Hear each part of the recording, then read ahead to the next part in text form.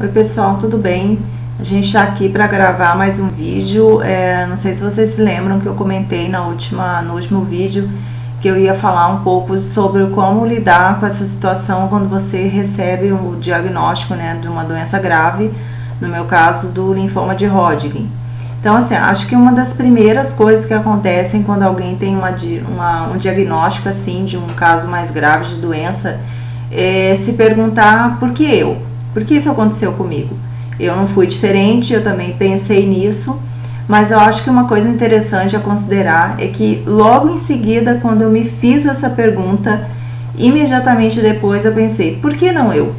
Né? Por que a gente acha, ou às vezes tem a ilusão de que se você for uma pessoa boa, se você fizer tudo de bom, nada de mal vai poder te acontecer, né? Isso é muito ilusório da nossa parte, porque assim, N fatores podem provocar uma doença, enfim, um acidente que possa acontecer. É claro que você manter posturas mais rígidas, né, mais saudáveis, pensamentos mais positivos, é óbvio que isso vai ser mais favorável para você e a gente vai atrair coisas mais positivas. Mas não quer dizer com isso que a gente nunca vai ter um problema sério de saúde ou que alguma coisa possa nos acontecer. Então, uma das coisas que eu pensei foi, sim, por que isso não poderia acontecer comigo, né?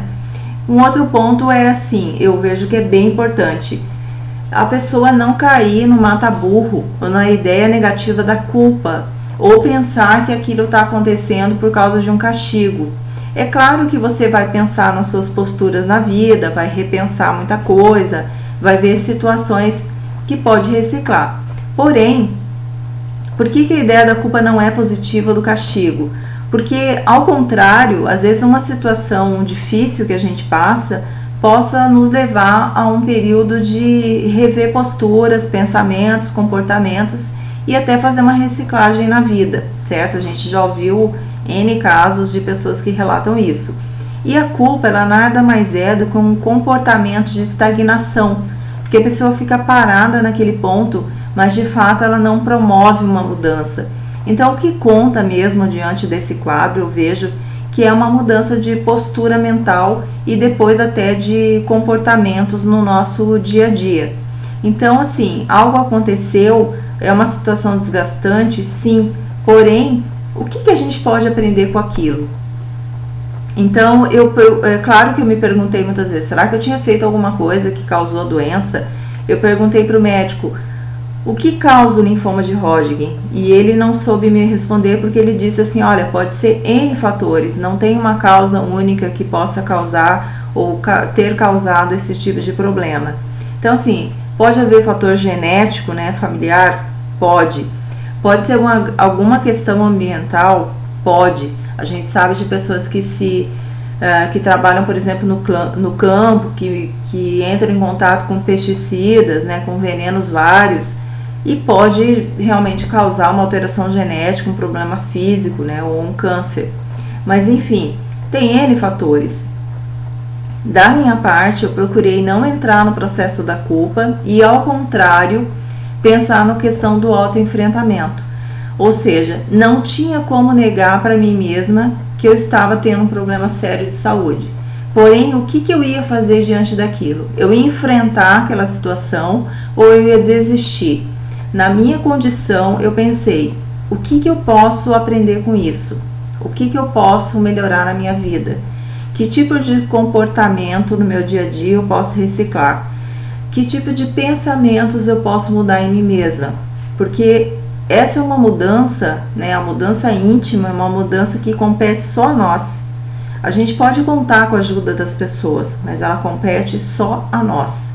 Não adianta você achar que vai mudar o outro, porque o outro ele muda na medida em que ele toma autoconhecimento e que ele toma essa postura íntima de mudança. Então, em tese, a gente só pode mudar a gente mesmo.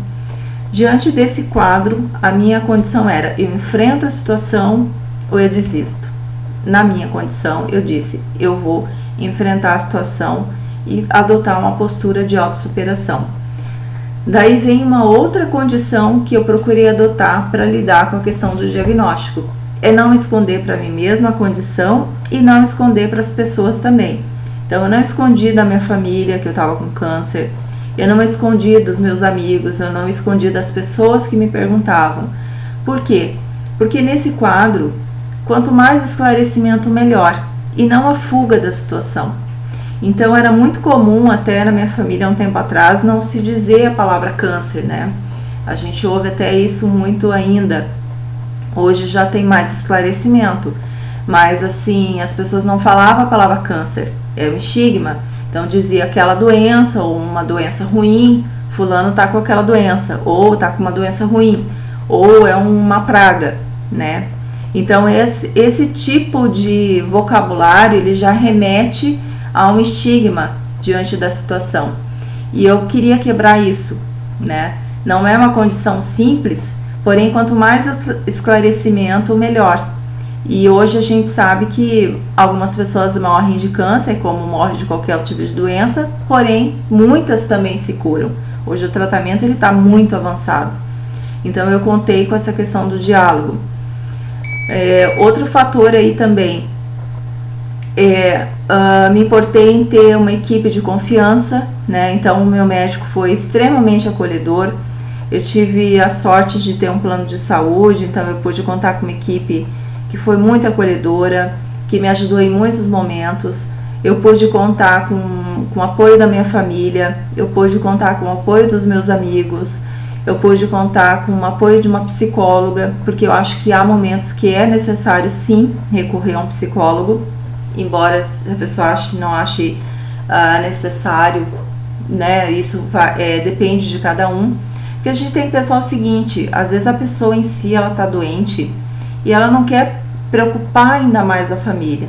Então às vezes ela leva determinadas questões, determinadas preocupações para um profissional que vai saber como lidar com aquilo e não vai levar aquela condição para a família.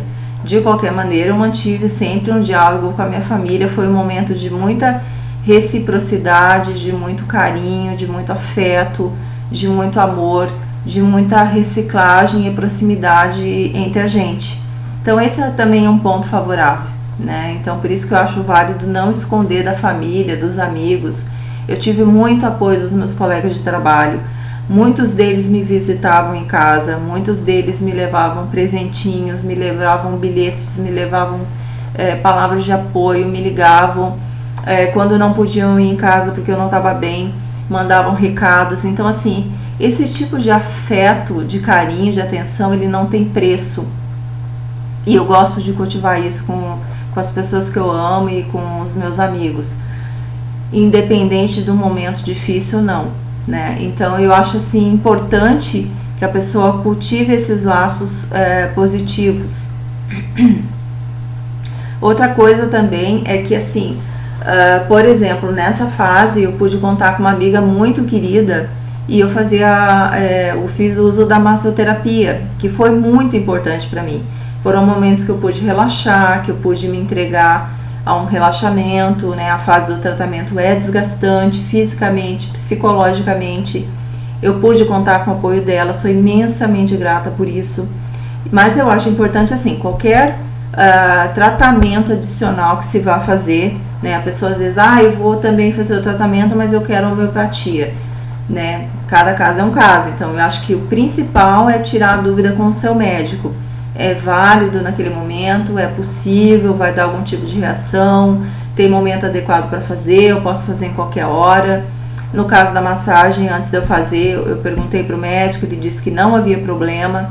Então qualquer condição adicional do tratamento convencional, eu acho, não sou contra, mas eu acho que você tem que checar com o médico se é possível. Porque como a gente está também com o organismo fragilizado, às vezes pode dar algum tipo de reação. Então é importante esclarecer isso aí. Outra coisa que algumas pessoas não sabem, mas por exemplo, no meu caso eu fiz radioterapia depois da quimio, e essa radioterapia ela acontecia minutos, né, por dia, mas era todo dia durante um mês. E todas as vezes que eu saía das sessões eu fiz um tratamento com uma dentista oncológica, que algumas pessoas nem sabem que existe.